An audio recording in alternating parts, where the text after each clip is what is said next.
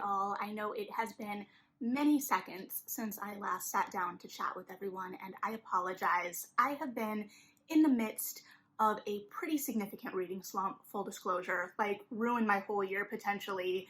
Reading slump. I'm still reading, just very, very slowly, especially for me, and it has definitely kind of thrown me off, but I think I've just been really restless, and I had lots of things planned for May. May was obviously a big publication month, and I was very excited about it, but the slump hit me pretty hard in just about everything and every way, and so I ultimately decided YouTube is a hobby, it's fun, I like being here, and I want to keep this space a place that I enjoy and that I don't attach pressure to. So I'm back in some way, for now at least, and we'll see how it goes, but I'm excited to get back in the groove of not only reading, but talking books, and I'm hoping this holiday weekend will get me back in the rhythm of things. So in this interim, we had Independent Bookstore 2022, which I have been excited about for a long, long time because I am in Chicago, and in 2019 was the last Independent Bookstore day we had with the kind of passport challenge. It wasn't a passport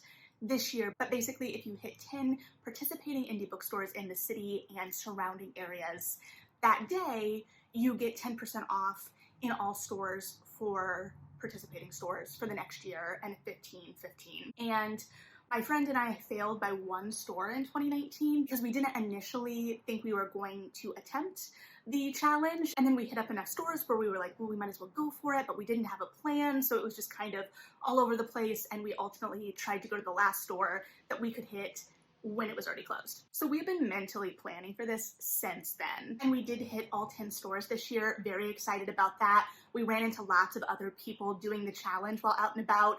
At our last store, lots of people were coming in having hit 15, and we were like, we really admire you, but also know that that is further than we can go. We had a schedule. We actually ran ahead of schedule. We had a nice lunch. It was great. I will say that they did it different this year in that we were supposed to post to social media with the specific hashtag instead of getting our books stamped at every store, which I understand because I think that that was a lot of work for people at the stores while also working their busiest retail day of the year outside of the Christmas season, I would assume. Also, I didn't love having to go and ask for my book to be stamped because I try to buy at every store, but sometimes I don't know, it depends. This year, I think I did it just about every store, if not every store. And I know that there's no judgment if you're not buying, because before the rule was at your first store, you spend $25 and that's when you get your passport and you get the first stamp, and then there's no obligation to purchase past that. And this year you were just taking pictures at every location and posting them to social media. However, no one has reached out to me about that yet, and I did post to social media. I tagged all the bookstores. I emailed the email that was associated with the event and haven't heard back yet. I do appreciate that this was a large undertaking, and based on what I was seeing out and about, I think that there were a lot of participants and potentially more than they were anticipating. So I get that it's a lot to organize around in addition to, you know, normal duties, because it's presumably someone from one of the bookstores heading this up. So I get it, but also May has been a really heavy release month, and there are some things I would have picked up with that discount that I haven't yet because I think that's coming. That being said, I do have discounts at some of these stores already, so I could make it work. It's not a huge deal, and the completion of it was more just like the honor of the thing for us. So that being said, we went to 10 stores, which means I got 10 stores worth of goodies. Now, it's been a month because, again, slump, so I don't have these like sectioned off into what stores I went to, and I don't have the full list of 10 stores. We did go to a bunch of new to me stores in Evanston, which was a lot of fun, but I don't have as much knowledge of those stores, working knowledge. And because my friend was driving and she lives further north than me, we didn't even go downtown and deal with all the traffic and parking and whatnot there. So we went to like Evanston and then like our normal stores. And the energy was really great that day. Like I said, it was great to see so many people out. I obviously participated at Indie Bookstore Day last year, but capacities were still limited. I only went to 2 stores, and while there were still lots of people supporting and doing their best within the situation, this year there were just more people out and about. So To get started, I want to show off a couple of the goodies side of things. I also got a luggage tag from Bookseller that I'm not sure where I put. Obviously, the Indie Bookstore Day tote, that messes up the camera, but so be it. Mine is delightfully wrinkled because I have a bag of bags where I put all my tote bags for errands, and that's where this lives now. I will say this is cute, the saying is cute, I like last year's better, but not gonna argue or complain about a free bag. I love the free bags. And obviously the free is dependent on what store you're at. The first stop I went to just happened to be a certain spend and I got the free bag. And that store was Bookseller, and in the bag I also got the luggage tag, and they had these delightful little puzzles of the store made. I haven't done mine yet. They also have these for sale at the store, or at least they did last time I was in. So if you want a cute little puzzle, I just found this really cute. So I'm excited to do that. I just need to create a space and, you know, mentally have a time where I'm in the mood to do a little bitty puzzle. And then there was also an ARC in the bag, but I'm gonna go through ARCs separately because those were goodies for sure. And then at page 1 in Evanston, I got this delightful wine glass. I was very impressed. I don't know what I did to earn this wine glass, but now I have it and I have already used it and I'm excited to continue to use it. And then the ARCs. ARCs are a popular like add-on for a lot of bookstores, or at least in my area in terms of rewards or extra, you know, incentives around Indie Bookstore Day, because they're free things the bookstore is already getting, and so these are their extra ARCs that are lying around. Again, I have been in bookselling. I'm not super precious about ARCs in terms of, I know there's a whole lot of discourse around ARCs. I know that there is a whole lot of kind of like status around ARCs online, but ultimately these are promotions for the publishers and the authors for these books. They're to solicit talk, solicit reviews, and I'm always grateful for ARCs, but you know, the timing of like when to read them, posting reviews, this, that, and the other in terms of the promotion of ARCs, like when you're soliciting ARCs, it's a whole different thing than like when a bookstore is gifting you ARCs, or when I was a bookseller. You know, I would obviously try and read ahead a little bit more because I was working to have product knowledge. And obviously I'm still very interested in having product knowledge, and then I'm a reader and very interested in new releases, but this is a tangent. So I was excited because all of the ARCs that I picked up were usually, they were blind draws or just like what was in the bag, but I was excited about all of them. So I got Young Mungo by Douglas Stewart at Bookseller. This is one I've been interested in, but like wasn't really interested in shelling money out for because I wasn't sure when I'd be in the mood for it. That's why I haven't requested from the library yet either, because I know this is gonna be sad. So I am excited to have an ARC of it and I can kind of get to it whenever I feel emotionally ready for it. And then at, I believe this was from page 1, I got From Bad to Cursed by Lana Harper. This was a blind draw, like it just was like a blind date with a book situation, and I was very, very excited to open it and see this. It's from the author of Payback's a Witch, and I think, don't quote me on this, that it takes place in the same world, so I'm excited for another witchy rom-com, and we seem to be having like the spring push of this in the same way that we had the November push. Of like the follow-ups from a lot of the things that came out in October and November. So I just find that interesting that they're not holding them for a whole year and putting them out around Halloween again. So that's just interesting, I guess, from a trend standpoint, because obviously paranormal fiction, especially paranormal romance, had a very, very big moment in the mid-2000s, and it kind of died off for a while. It was still around, obviously, but it wasn't pushed as heavily. So I'm interested to see it kind of making its way back into the main space. So we'll see. And then this one I picked out at Roscoe Books because I kind of knew what it was going to be. It's Woman Eating by Claire Coda. And this was fortuitous because I actually spent a lot of time wandering that bookstore trying to decide if I was going to buy this book, because I'm not sure. I'm very interested in it. It's a literary vampire novel, but I wasn't super sold on the first sentence-ish or like bit I read. I couldn't tell if it was going to be that just kind of literary uncomfort to be uncomfortable that I've talked about before. And again, that's not bad in and of itself. It's very much a taste thing. So I was just trying to kind of gauge what my taste for this would be. But I'm also still very, very interested in what a literary vampire novel is, especially, you know, in 2022, because like I said, I'm interested to see the kind of paranormal side of things coming back. So I don't know, we'll see, but those were all freebies that I was very excited about. And then the outlier of the books that I spent my own money on is part of a baby shower gift that is past the shower because I wasn't able to go to the shower and I need to put together the rest of the gift. I'm behind and I'm a bad friend, but it's Dear Little One, and the pictures in this are gorgeous. I also got this one from, I believe it was a Booked Evanston? Booked, and it was a charming little shop that looked like it really featured primarily like children's books, and there was like a little door for like kids to go in separately within the like a cutout in the main door. It was just delightful, and if I was a kid I would find that so cool and charming, and the fact that they had a lot of kids books low to the floor where kids could browse, I just really enjoyed the store. It was small but really delightful, and I was excited to find a new to me picture book title to put in my gift. So yeah, potential spoiler for someone, and if it is, you know who you are. All right, the rest of the books that I bought, since I have been babbling on for a while. I got The Hacienda by Isabel Kamias. I had been very excited about this one. The day I bought it, Indie Bookstore Day, it was actually put out a little bit early, so sorry for the list. I know I wasn't gonna buy it, and then I saw it, and then I bought it, so here we are. I have started this.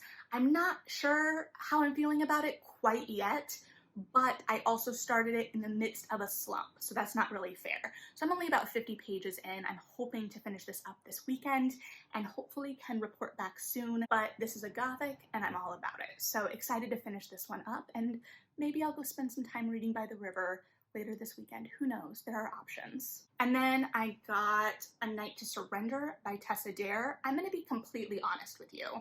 I don't really buy mass markets outside of pre-orders, and this is a backlist title that I know I could probably get on sale on like Kobo whenever. I love Tessa Dare, no question. However, I do want to support mass market placement in indie bookstores, so I made sure I bought a mass market. And even saying I don't usually buy mass markets, I'm also tempted to go back and buy like all the Beverly Jenkins they have, because I've been trying to work my way through the Beverly Jenkins backlist, although very slowly because again, slump. But I'm excited because this is a Tessa Dare I haven't read, and it's actually, I think, the first in the Spindle Cove series, which I have been meaning to pick up. I've read a lot of Tessa Dare, but Spindle Cove is one of the series I haven't read, and it was one of the series that was getting a lot of traction online after Bridgerton. Same with Wallflowers.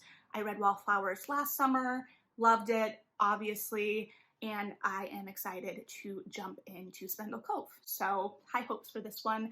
I will say, one, it's got this guy that looks like there should be a step back.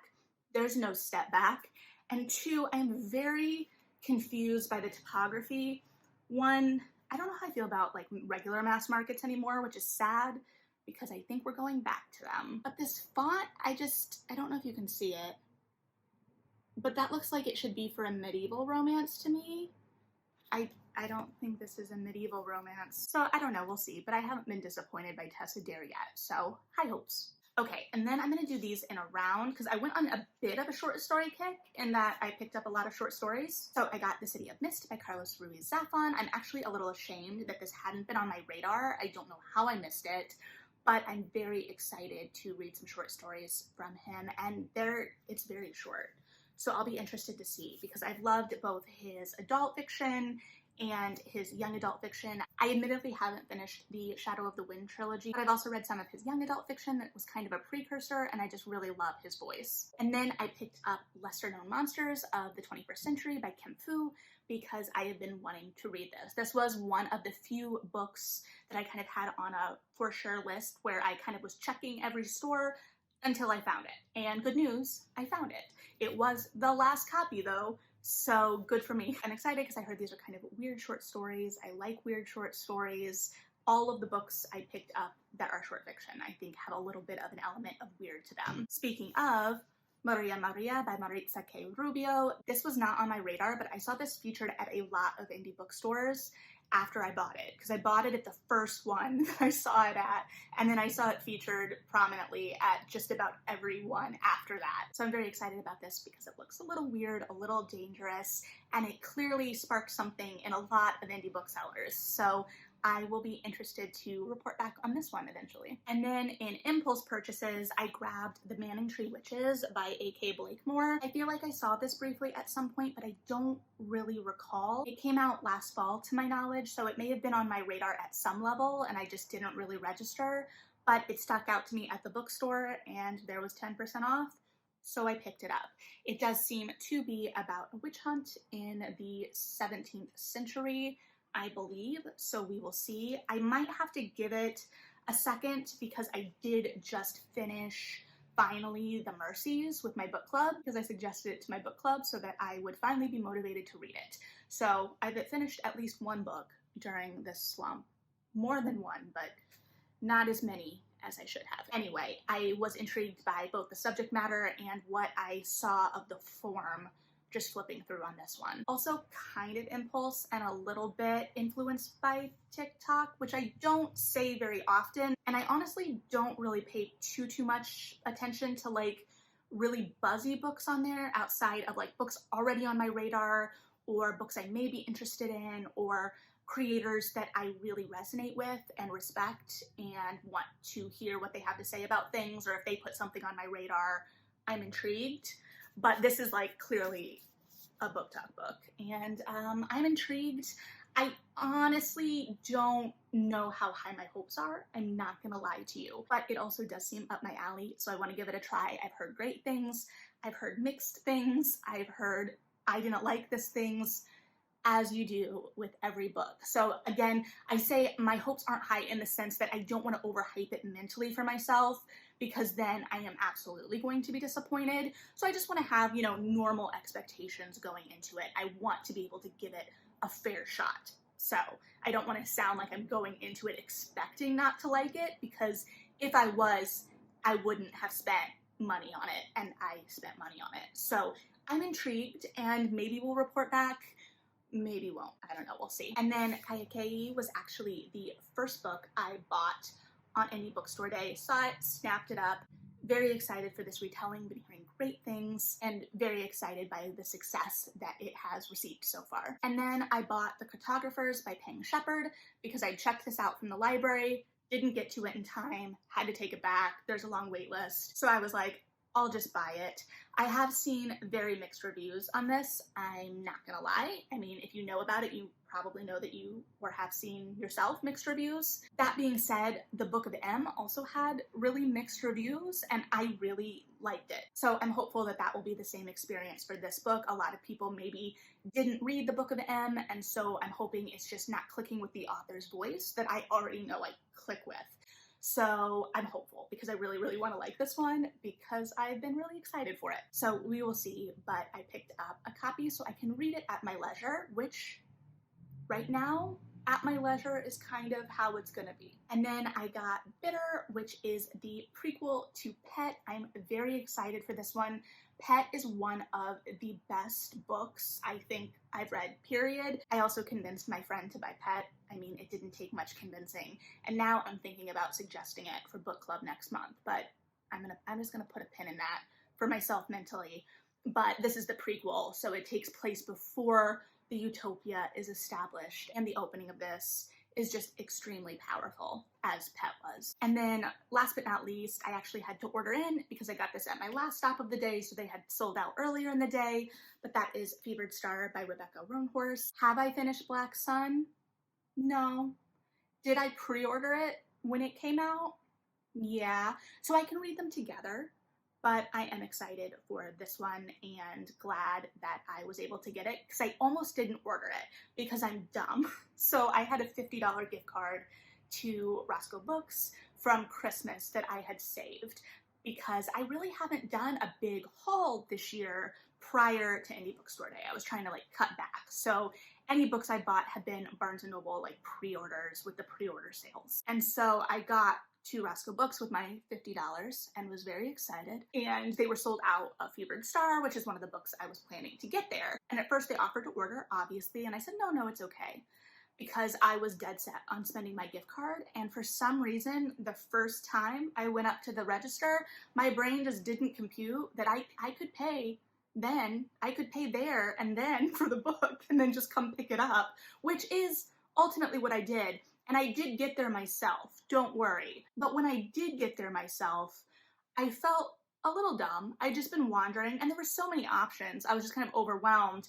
But this was one of the books that had been on my I need to get it list, and I had planned for some reason to get it specifically at Roscoe Books. I don't remember my rhyme or reason. I think I was just kind of like picking things up as I saw them. But that was like my last shop, and I had the gift card. So again, I got there myself, but it took a second. We were also waiting out the rain at that point because the weather we thought was gonna be real gross, which felt kind of fitting because it was real gross in 2019. So we were like, all right, we don't love this, but we're gonna buckle in and we're gonna make this happen because we are going to hit 10 stores today. But then luckily it cleared up long enough for most of our like walking stops where we were outside more. So it was actually a really lovely day. I had a great time with one of my best friends shopping for books. It had been years in the making at this point, and I clearly purchased a lot of books, which I planned to because I'd been kind of waiting on buying books all spring to this moment. But it was also kind of interesting to be shopping when I was having a hard time focusing on reading. And at that point, I'd only been having trouble for like a week or so, but for me, that's a long time. And now it's been over a month. So I'm trying to go with the flow. I'm reading where I can, still finding enjoyment in it, loving it, but also recognizing that reading isn't my whole life, my whole identity, and to try and push myself out back into the world a little bit as well. So again, just going with the flow. And because I did say, you know, that I have bought some books through pre-orders, I did have or have had a couple pre-orders come in, so I'll include those in the haul briefly. Book of Night by Holly Black, because I like Holly Black. I will say this is nitpicky and maybe too nitpicky, but I don't know, the paper quality of this, and I don't know how I feel about the typeface. And I don't know that I have specifics on the typeface. That and the paper quality, it just feels a little cheaper somehow. And that is nitpicky and subjective, but I don't know. Ultimately, it doesn't matter. I'm also trying to be much less precious about my physical books. As I have said many times, I'm trying to get better. Oh, I just remembered a whole book. I also bought How to Do Nothing by Jenny Odell, which has been sitting on my nightstand because I've been trying to read it. I've only read the introduction. Again, been popping in and out of a lot of books. So this has been my kind of physical nonfiction that I've been popping in and out of. I'm gonna be really interested to see how I respond to this because it kind of sits, I think, on the crevice of self-help and kind of societal analysis, which I am counting on working for me, fingers crossed, which is why I bought it, because I don't really love self-help, but I'm hopeful that this kind of touches on, you know, larger societal currents, analysis, and potentially give some actual actionable items for, you know, I'm hoping it'll help me chill out a little bit, but we'll see what it actually addresses. And then my other pre-order that just arrived and started this whole mass market thing is The Bride Goes Rogue by Joanna Shupe. Now, I had received a pre-order of the new Eloise and James earlier this year that did come in the Mass Max format.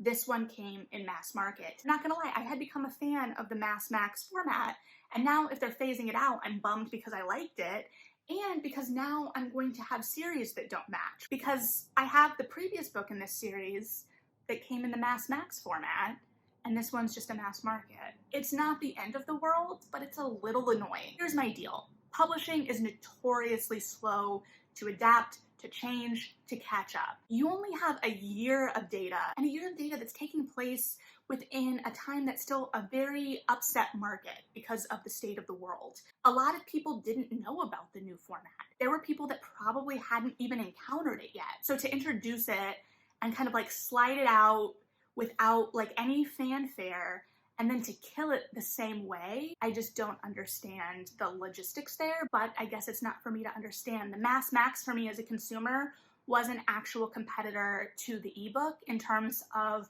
readability because I liked the floppiness. I liked that I didn't necessarily have to break the spine. I thought it was comfortable, and I didn't feel like I was like destroying the book to read it. Doesn't really matter. I know it's a personal preference, but I feel like between a mass market and an ebook, I'm going to probably choose the ebook more.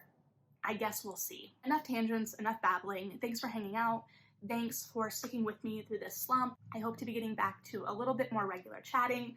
Obviously, I've missed some really big books in May. Not missed because they're still around, they're still very new, but there were things I was really excited to jump on and talk to you about, but we'll see when I get to those. So I'll be really excited to hear both if you picked up some really exciting things on Indie Bookstore Day, books in May, because it's a big publishing month. It's a huge publishing month. Has been because it's over now, but May releases that you are very excited about or that you've really enjoyed, because a lot of you probably haven't been in slumps and so have been enjoying these releases in a timely manner, or books that I picked up that you really enjoyed and want to chat about without spoilers because I haven't read them yet. But yeah, just excited to be chatting books some more again, and I will talk to everyone soon.